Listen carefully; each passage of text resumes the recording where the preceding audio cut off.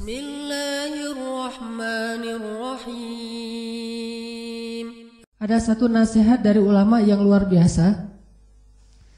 Kata ulama gini, kaifa yastaqimu dhil wal 'udu mi'waj. Bagaimana bayangan itu akan lurus sedangkan pohonnya bengkok. Ini nasihat dari para ulama. Kaifa yastaqimu dhil wal 'udu mi'waj.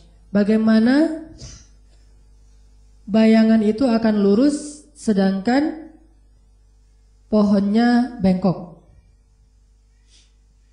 Lalu para ulama menjelaskan maksud dari kata-kata bijak ini bahwa yang disebut dengan pohon atau batang kayu itu adalah iman, hati, batin, nafs, jiwa.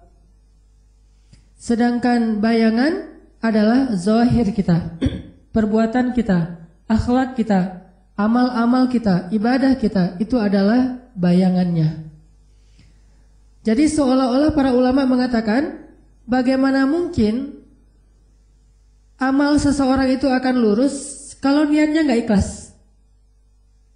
Gimana caranya? Itu sama halnya dengan tidak mungkin bayangan itu lurus sedangkan batang kayunya bengkok. Nggak mungkin. Itu sebuah perumpamaan, tamsil atau bahasa kita analogi yang paling dalam dari para ulama. Kaifa yastaqimu dhil? Gimana caranya bayangan itu akan lurus sedangkan kayu yang menjadi sumber bayangan itu bengkok.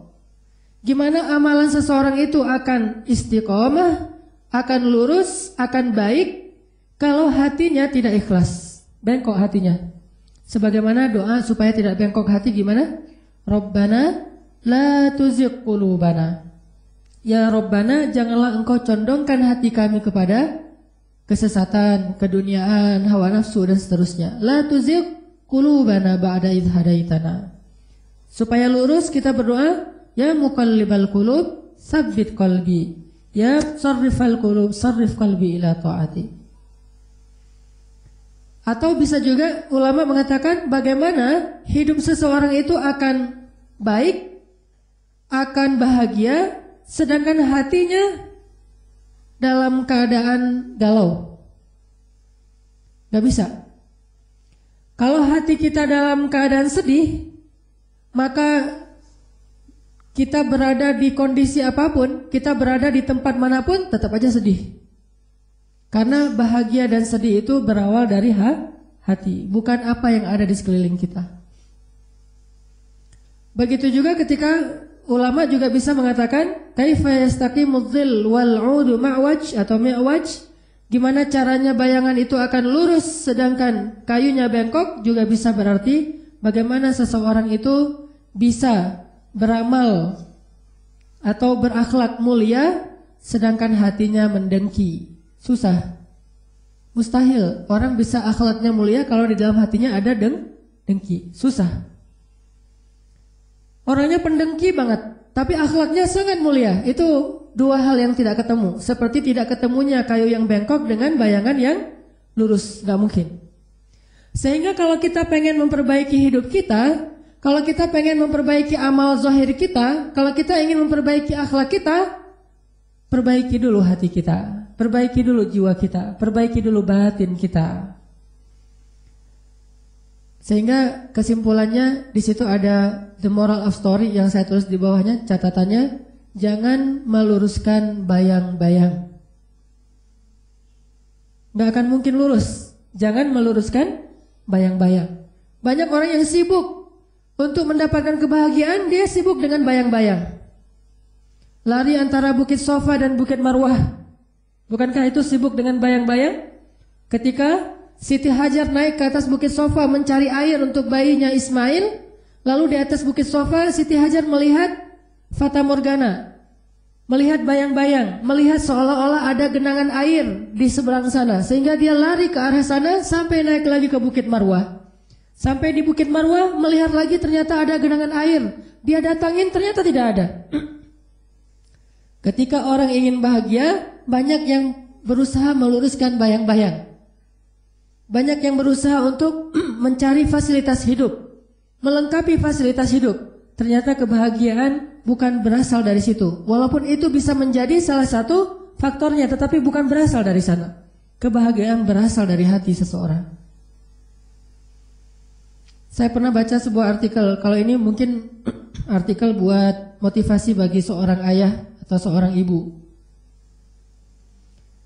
Coba saya bacain artikelnya, mudah-mudahan ini bisa jadi renungan buat teman-teman yang sudah menjadi ayah dan ibu.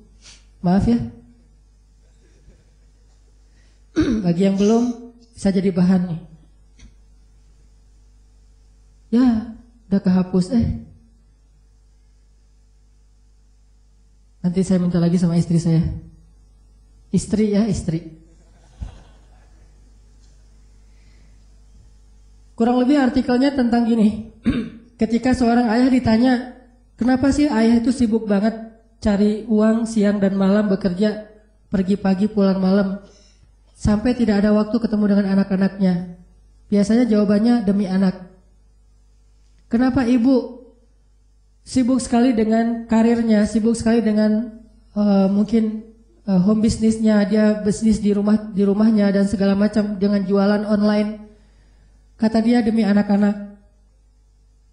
Kenapa seorang ayah itu sering keluar kota? Katanya demi anak-anak. Sibuk ayah dan ibu demi anak-anak. Tetapi ternyata anak-anak tidak butuh semua fasilitas yang mewah itu. Sehingga ketika ulang tahun bisa memberikan hadiah yang mahal, ketika weekend bisa ngajak jalan-jalan yang jauh, yang nginep di hotel bintang 5 segala macam. Tetapi setelah itu ditinggalkan dalam waktu yang lama. Lalu ketika dibikin survei, anak-anak itu tidak butuh kemewahan sebanyak itu. Mereka hanya butuh ditemani. Mereka hanya butuh figur seorang ayah yang bisa menjadi contoh laki-laki yang ideal untuk mereka tiru kalau mereka anak laki-laki. Mereka hanya butuh rasa aman dan nyaman dari ayahnya kalau anak perempuan, sehingga tidak mencari kenyamanan dari laki-laki yang lain. Begitu juga sosok ibu. Intinya di sini adalah banyak orang ketika ingin membahagiakan dirinya dan keluarganya sibuk dengan meluruskan bayang-bayang. Itu maksud dari kata ulama. Kaifa yastaqimuz zil wal 'udu mi'waj. Sehingga dari sini teman-teman sekalian, kita menyimpulkan bahwa dalam Islam itu amal terbagi kepada dua. Baik itu disebut dengan ibadah, disebut dengan muamalah, apapun lah. Yang jelas amal itu terbagi kepada dua. Pertama disebut dengan amal batin, dan yang kedua disebut dengan amal zahir. Kalau kita membaca sejarah kehidupan Nabi Muhammad itu, maka sejarah tentang Nabi Muhammad itu juga terbagi dua. Amal batinnya Nabi Muhammad itu disebut dengan sarirah, dan amal zahirnya Nabi Muhammad itu disebut dengan sirah. Pernah dengar sarirah? Belum pernah? Selama ini kita banyak belajar tentang Nabi Muhammad sirahnya saja, zahirnya. Nabi Muhammad secara zahir memakai apa? Seperti apa penampilan fisiknya? Tapi kita lupa dengan sarirahnya.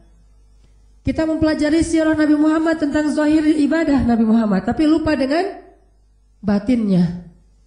Hanya sibuk dengan fisik saja. Ini menunjukkan bahwa kita belum utuh dalam memahami sunnah Nabi SAW. Kalau ada orang yang mengaku mengikuti sunnah Nabi dan dia paling baik dalam memahami sunnah Nabi, tapi jarang tersenyum, tapi dia hatinya tidak lapang dada kepada orang lain, berarti dia baru mengikuti sunnah Nabi secara sirah dan belum mengikuti sunnah Nabi secara sarirah.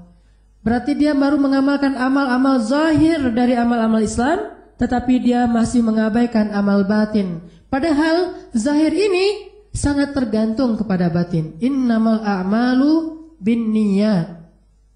Innamal a'malu binniyat. Tergantung di sini nih. Wa innama likulli imri'in bukan ma'amila tapi manawa. Seseorang itu diberi pahala bukan sesuai dengan apa yang dia kerjakan, tetapi sesuai dengan apa yang dia niatkan. Subhanallah walhamdulillah ولا إله إلا الله والله أكبر سبحان الله